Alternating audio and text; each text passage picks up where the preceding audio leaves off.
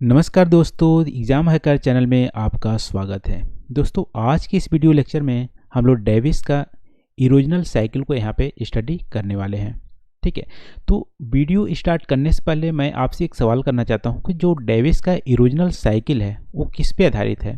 क्या वो रिवर का इरोजनल साइकिल पे आधारित है या माउंटेन्स या वैलीज के इरोजनल साइकिल पे आधारित है? यानी कि किसको एक्सप्लेन करता है? रिवर का जो स्टेजेज हैं, यूथ, मैच्योर और ओल्ड स्टेज, उसको डिस्कस करता है, या माउंटेन्स का जो यूथ, मैच्योर और ओल्ड स्टेज है, किसको एक्सप्लेन करता है?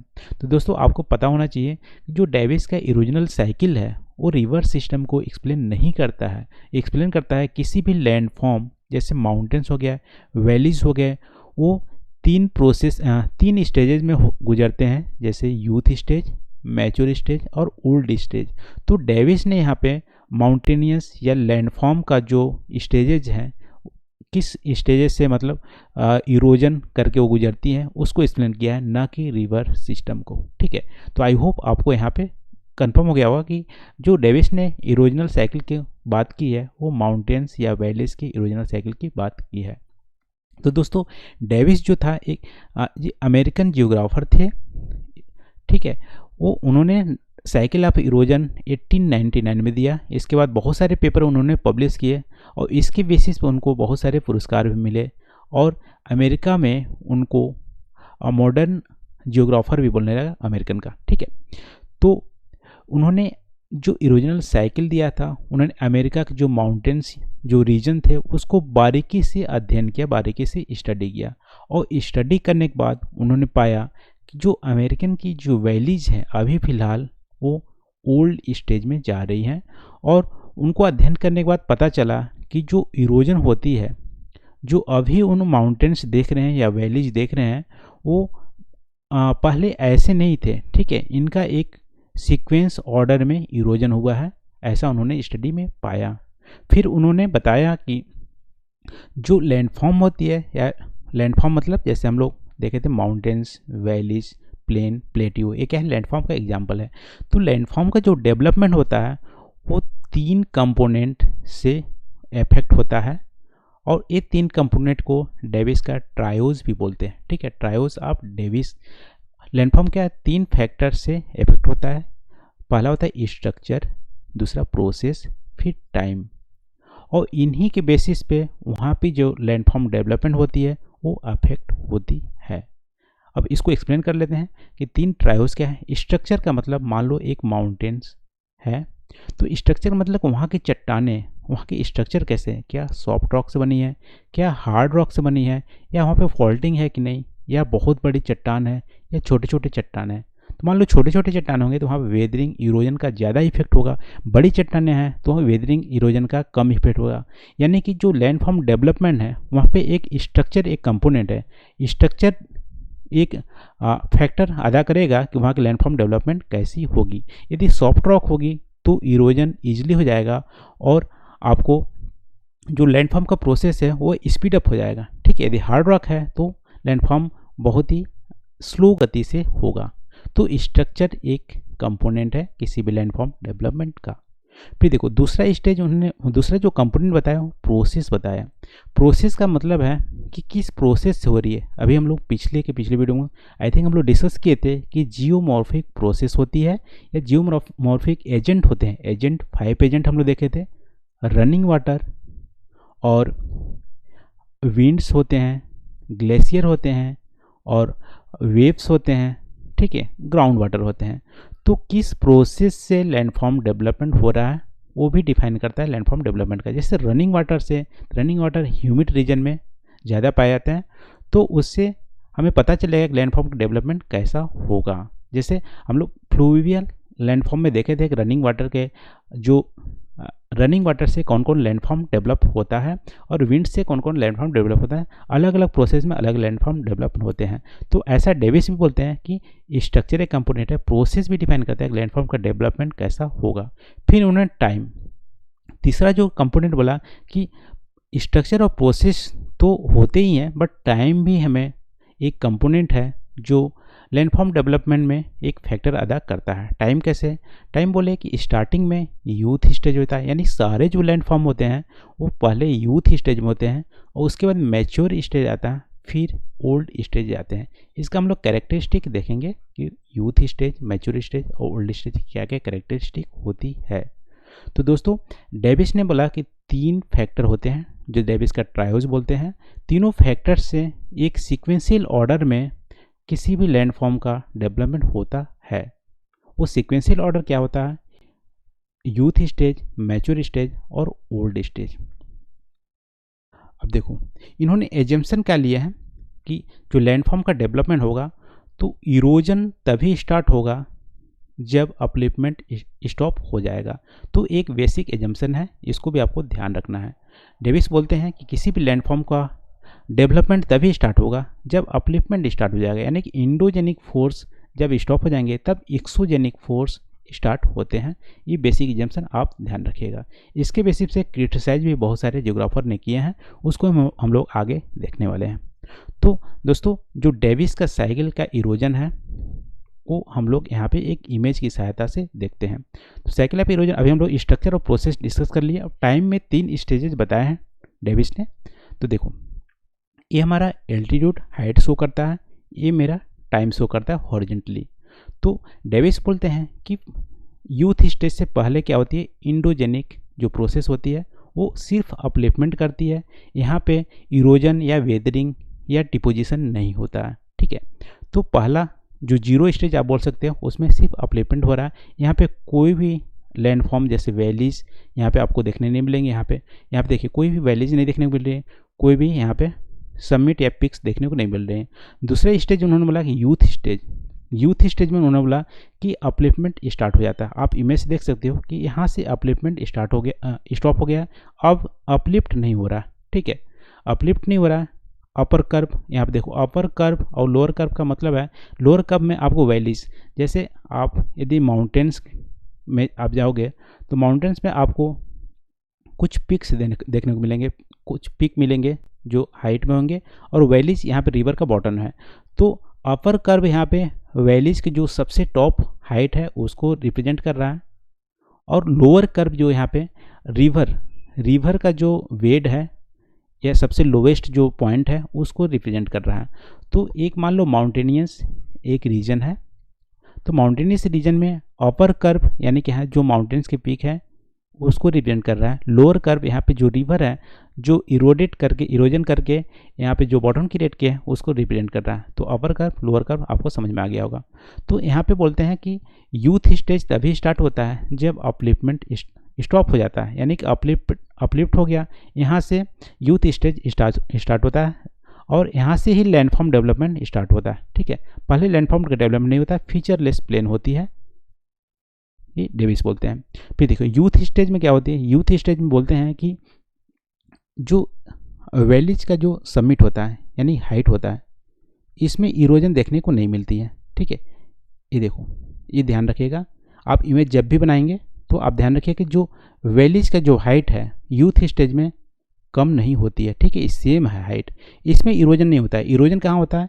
यहाँ पे वर्टिकल इरोजन होता है। रिवर क्या करती है? वैलीज को वर्टिकली इरोज करती है, तो जो इसकी डेप्थ है वो डाउन हो जाती है। ठीक है, तो लोअर कर्व में आपको डेप्थ डाउन होने मिलेगा और जो डिस्टेंस है अपर कर्व और लोअर कर्व का वो बढ़ जाएगा यूथ में। सिर्फ वर्टिकली जो है इरोजन होता है। यदि रनिंग वाटर को आप देखेंगे बेस मानेंगे प्रोसेस में, यदि रनिंग वाटर को बेस मानेंगे तो वर्टिकल इरोजन होता है, सिर्फ वैलीज का इरोजन होता है और वैलीज के टॉप का इरोजन नहीं होता है। टॉप हमेशा सेम होते हैं यूथ स्टेज में। ठीक है, तो यहाँ पे जब वैलीज का इरोजन होगा तो आपको क्या देखने को मिलेगा? वी शेप का वैली देखने को मिलेगा। ठीक है, वी शेप, क्योंकि देखो यहाँ पे वैली का इरोजन होगा, टॉप तो सेम है, वी शेप वैली मिलेंगे और जो वी शेप का वैलीज है उसका डेप्थ क्या है? इंक्रीज हो जाएगा, बट विड्थ जो चौड़ाई है उतना ही सेम रहेगी। ठीक है, तो देखो यहाँ पे वर्टिकल इरोजन हो रहा है तो स्टिफनेस भी बढ़ जाएगी, स्टिफनेस यहाँ पे बढ़ जाएगी। तो आप बोल सकते हो कि कैरेक्टरिस्टिक क्या होते हैं? फर्स्ट कैरेक्टरिस्टिक होता है कि जो वैलीज का जो टॉप है उसमें डिक्रीमेंट नहीं होता है, सेम होता है यूथ स्टेज में। सिर्फ वैली जो रिवर होती है, वैली के बॉटम जो होती है उसका इरोजन होता है और वी शेप्ड वैली का क्रिएशन होता है। और वी शेप्ड वैली में स्टिफनेस बढ़ जाती है। यूथ स्टेज में क्या है, स्टिफनेस बढ़ती है। अब देखो मैच्योर स्टेज दूसरे स्टेज आती है, तो इसमें वैलीज की जो टॉप का इरोजन होता है बहुत फास्टली, बहुत ज़्यादा होता है as compare to lower curve. तो यहाँ पे आप देखोगे, यहाँ पे जो लोअर कर्व है उसका इरोजन इतना ही हुआ है, बट बॉटम का आप देखोगे, देखो ऐसे आप मानोगे तो बॉटम आप देखो जो रिवर का टॉप है वो ज़्यादा इरोड हुआ है। तो मैच्योर स्टेज में क्या होती है, पहला करेक्टरिस्टिक क्या है कि जो वैलीज का जो समिट है, जो पिक्स है, उसका इरोजन बहुत ज़्यादा फास्टली होता है एज कम्पेयर टू जो रिवर का या वैलीज का जो बॉटम है। ठीक है, पहला करेक्टरिस्टिक। दूसरा करेक्टरिस्टिक है कि जो वर्टिकल इरोजन होता था वैलीज में वो कम होके लेटरल इरोजन होने लगा, तो उससे वी शेप की जो वैली थी यू शेप में कन्वर्ट हो जाती है मैच्योर स्टेज में। ठीक है, दूसरा करेक्टरिस्टिक क्या होता है, वर्टिकल इरोजन स्लो हो जाता है और लेटरल इरोजन यानी साइड का इरोजन चालू हो जाता है और वी शेप जो वैली थी यू शेप में कन्वर्ट हो जाती है। ये है तीसरा करेक्टरिस्टिक। तो मैच्योर स्टेज में ऐसा होता है। और स्टिफनेस यहाँ देखो यू शेप में, देखो वी शेप में स्टिफनेस बहुत ज़्यादा होती है, लेकिन यू शेप में जो स्लोप होता है वो क्या धीमे धीमे कम हो जाता है। ठीक है, तो वी शेप में स्लोप कम हो जाता है, इसको आप ध्यान देखिएगा। फिर तीसरा स्टेज जो उन्होंने बोला कि ओल्ड स्टेज। ओल्ड स्टेज में आपको देखने को मिलेगा कि जो वैलीज की जो टॉप है वो भी बहुत ज़्यादा इरोड हो जाएगी और जो लोअर कर्व है यानी कि रिवर की जो बॉटम है, वैलीज की जो बॉटम है वो जनरली बेस लेवल के करीब आ जाएगी और जो अपर जो वैलीज के जो सबमिट है वो भी एक बहुत ही कम हाई लेवल का होगा, यानी कि छोटा रहेगा और इसकी जो स्लोप होगी वो ना के बराबर होगी। तो यहाँ पे एक फीचरलेस प्लेन जैसा, यानी थोड़ा ही उभार रहेगा, एकदम डायरेक्ट प्लेन नहीं होंगे लेकिन थोड़ा उभार रहेगा और इस जो लोअर कर्व होंगे वो बेस लेवल के करीब आ जाएंगे और इरोजन बहुत कम होगा, सिर्फ डिपोजिशन यहाँ पे ज़्यादा रहेगा। तो इसमें आपको देखने को मिलेंगे फीचरलेस प्लेन को इन्होंने पेनी प्लेन बोला, डेविस ने पेनी प्लेन बोला। और पेनी प्लेन थर्ड स्टेज में होती है किसी भी लैंडफॉर्म का। यदि यहाँ पे आप रिवर का देखोगे तो रिवर यहाँ पे थर्ड स्टेज में, यदि रिवर का देखो किसी भी लैंडफॉर्म में, तो मान लो अभी गंगा रिवर की बात करें तो गंगा रिवर क्या है, 3 स्टेज रिप्रेजेंट करता है, तीनों स्टेज गंगा रिवर रिप्रेजेंट करता है। हिमालय रीजन में आपको यूथ स्टेज देखने को मिलेगा गंगाज में, और मैच्योर स्टेज उसके मिडिल पार्ट में जैसे इलाहाबाद साइड देखने को मिलेगा प्लेन एरिया में, और जो ओल्ड स्टेज है आपको बांग्लादेश या बंगाल में देखने को मिलेंगी, क्योंकि यहाँ पर डेल्टा क्रिएट करती है तो वहाँ पे स्टिफनेस या डिपोजिशन ज़्यादा होता है। गंगा रिवर का डिपोजिशन कहाँ होगा, लोअर पार्ट में होगा, डिपोजिशन ज़्यादा होगा तो वहाँ पे आपको ओल्ड स्टेज देखने को मिलेगी। यंग स्टेज में वी शेप्ड वैली या गोर्ज क्रिएट करती है, वहाँ पे आपको हिमालय रीजन देखने को मिलेगी। यानी एक ही रिवर के 3 स्टेज हो सकते हैं, ठीक है, एक साथ। लेकिन माउंटेन्स का एक साथ 3 स्टेज कैसे होंगे, हिमालय तभी यूथ स्टेज में है आपको, यदि अरावली क्या है ओल्ड स्टेज में देखने को मिलेंगी, और सदर्न पार्ट का जो माउंटेन्स है वो आपको मैच्योर स्टेज में देखने को मिलेगी। यानी कि एक जो लैंडफॉर्म है वो सिक्वेंशियल ऑर्डर में होता है, पहले यूथ आता है, फिर मैच्योर आता है, फिर ओल्ड आता है। लेकिन रिवर एक ही टाइम पे तीनों स्टेज का आपको कैरेक्टरिस्टिक दे सकती है, जैसे हम लोग गंगा का एग्जांपल देखें। इसलिए डेविस का इरोजनल साइकिल है वो क्या है, वो है लैंडफॉर्म का इरोजनल साइकिल है, ना कि रिवर का। तो देखो अभी हम लोग यूथ स्टेज, मैच्योर स्टेज और ओल्ड स्टेज की बात यहाँ पे किए हैं। तो यहाँ पे यदि आप स्लोप की बात करोगे कि स्लोप डेविस के द्वारा कैसे रिप्लेस होता है, स्लोप रिप्लेसमेंट डेविस का है, तो स्लोप की बात करेंगे तो स्लोप पहले क्या, देखो यूथ स्टेज में वी शेप का स्लोप बना था।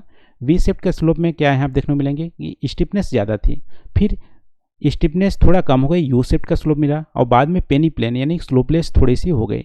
तो आप यहाँ देखोगे स्लोप का डिक्लाइन हो रहा है, ठीक है, डेविस साइकिल में स्लोप का डिक्लाइन हो रहा है।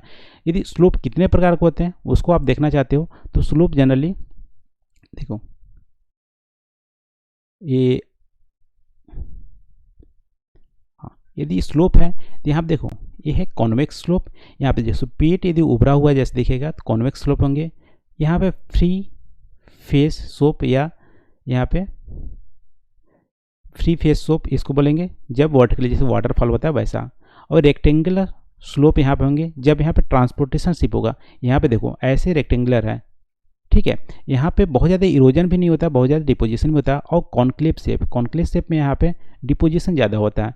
तो रिवर की बात करें तो देखो आपको जो यूथ स्टेज में जो डेविस का साइकिल है, यूथ स्टेज में आपको कॉन्वेक्स और फ्री फेस शेप देखने को मिलेंगे।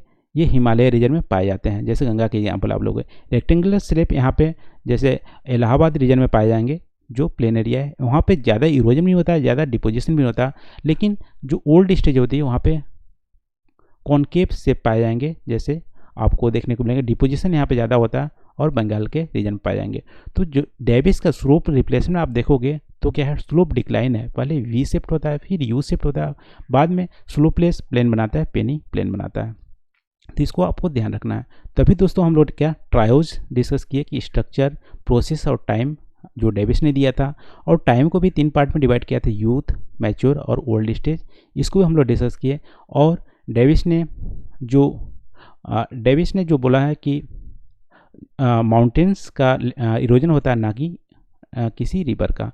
अब दोस्तों यहाँ पे देखते हैं क्रिटिसिज्म, देख लेते हैं कि डेविस का क्रिटिसिज्म क्या है। तो डेविस ने ओवर एम्फसाइज किया टाइम पे। क्यों? क्योंकि यहाँ पे बोला किसी भी लैंडफॉर्म 3 स्टेज में गुजरती है। कौन कौन स्टेज है? यूथ, मैच्योर और ओल्ड। यहाँ पे टाइम पे ज़्यादा, लेकिन आप रियलिटी आप देखोगे तो क्या 3 स्टेजेस के बाद किसी भी लैंडफॉर्म का इरोजन नहीं होता है? ऐसा होता है? मान लो क्या एक ही साइकिल है, मतलब जो डेविस का जो साइकिल है वो क्या कंप्लीट हो रही है, पहले यूथ, मैच्योर और ओल्ड के बाद कुछ नहीं। ओल्ड के बाद बोलते हैं कि इरोजन नहीं होता है, लेकिन क्या ऐसा पॉसिबिलिटी है, ऐसा होता है? ऐसा रियलिटी में दोस्तों नहीं होता है, क्योंकि जो साइकिल होती है, इरोजन साइकिल क्या है, एक साइकिल कंप्लीट करती है। यदि एक इसका नेवर एंडिंग होता है, कोई एंडिंग नहीं होता, यानी ओल्ड स्टेज के बाद फिर से फर्स्ट स्टेज में आती है। लेकिन डेविस ऐसा नहीं बोलते हैं कि ओल्ड स्टेज के बाद फर्स्ट स्टेज में आती है, क्योंकि जो रिवर रिजुनेशन का आप कॉन्सेप्ट जानते होंगे कि ओल्ड स्टेज में आने के बाद रिवर का रिजुनेशन होता है, या तो बेस लेवल कम हो जाती है, या तो जो लैंडफॉर्म होता है उसका अपलिफ्टमेंट होता है। यदि अपलिफ्टमेंट होगा तो ओल्ड स्टेज से फिर स्टिफनेस बढ़ जाएगी, वो यंग स्टेज में आ जाएगा, तो फिर से वो प्रोसेस स्टार्ट हो जाएगा। लेकिन डेविस ऐसा नहीं बोलते हैं। डेविस बोलते हैं कि एक मोनोसाइकिल है, यानी एक साइकिल कंप्लीट होती है, यूथ स्टेज, मैच्योर और ओल्ड स्टेज। ओल्ड स्टेज के बाद इरोजन नहीं होता है, जो गलत है, ठीक है।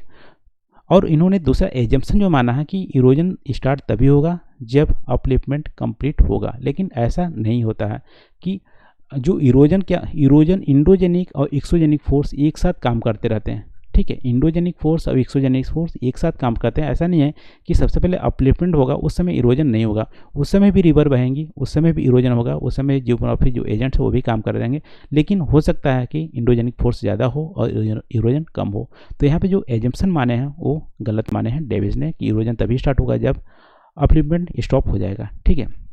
फिर उन्हें डेविस ने इग्नोर किया रोल ऑफ डिपोजिशन और वेदरिंग का। आप डेविस की साइकिल में डिपोजिशन और वेदरिंग का बहुत ज़्यादा एम्फेसाइज उन्होंने किया, सिर्फ इरोजन की बात की है कि वी शेप्ड वैली बनेगी, यू शेप्ड बनेगी, यहाँ पे डिपोजिशन की ज़्यादा बात नहीं की है, ठीक है। और डेविस ने जो इरोजन साइकिल है वो कंप्लीट हो जाता है, ऐसा बोलते हैं। अभी हम लोग डिस्कस के लिए ओल्ड स्टेज के बाद उन्होंने फिर से यंग स्टेज की बात नहीं की है, लेकिन ऐसा नहीं होता है कि ये नेवर एंडिंग प्रोसेस होता है। ओल्ड स्टेज आने के बाद फिर से यंग स्टेज आता है, फिर से मैच्योर आते हैं, फिर ओल्ड, फिर यंग। ये क्या है, एक साइकिल होता है, लेकिन डेविस ने इसको इग्नोर किया है, इसको एक्सप्लेन नहीं किया है, ठीक है। तो ये रहा दोस्तों क्रिटिसिज्म डेविस का। आई होप दोस्तों यहाँ पे आपको डेविस का जो पूरी कॉन्सेप्ट है वो समझ में आ गई होगी। थोड़ा सा यहाँ पे हम लोग एक ओवरव्यू देख लेते हैं कि डेविस एक अमेरिकन जियोग्राफर थे। उन्होंने इरोजन साइकिल दिया 1899 में, और इरोजन साइकिल का जो एंड प्रोडक्ट होता है वो होता है पेनी प्लेन, एक फीचरलेस प्लेन होती है। और पेनी प्लेन जब डेवलप हो जाता है तो वहाँ पे फिर इरोजन नहीं होता, स्टार्ट नहीं होता। वो जो लोअर कर्व होती है वो बेस लेवल पहुँच जाती है, अपर कर्व भी लोअर कर्व के करीब होता है, ठीक है। तो पेनी प्लेन क्या है, एंड लेवल। और जो डेविस का ट्रायोज है वो ट्रायोज हम लोग जैसे कि स्ट्रक्चर, प्रोसेस और टाइम। स्ट्रक्चर में वहाँ के जैसे रॉक की सॉफ्ट रॉक है, हार्ड रॉक है, कैसा है, फॉल्ट है, कैसा है, उस पर डिस्कस किया। फिर प्रोसेस में 5 एजेंट होते हैं वो काम करते हैं। फिर टाइम में प्रोसेस के 3 टाइम कैटेगरी में स्टेजेज में बताया है, यंग स्टेज, मैच्योर और ओल्ड स्टेज। इसके बेसिस पे किसी भी माउंटेन्स या किसी भी लैंडफॉर्म मतलब प्लेन, माउंटेन्स, वैली का इरोजन होता है। और इन्होंने रिवर के इरोजन की बात नहीं की है। रिवर एक सिर्फ प्रोसेस है, ठीक है, रिवर एक प्रोसेस है। विंड्स भी प्रोसेस हो सकती है, रिवर भी प्रोसेस, ग्लेशियर भी प्रोसेस हो सकती है, लेकिन लैंडफॉर्म की इरोजन की बात की है इसमें ट्रायोज में देखें।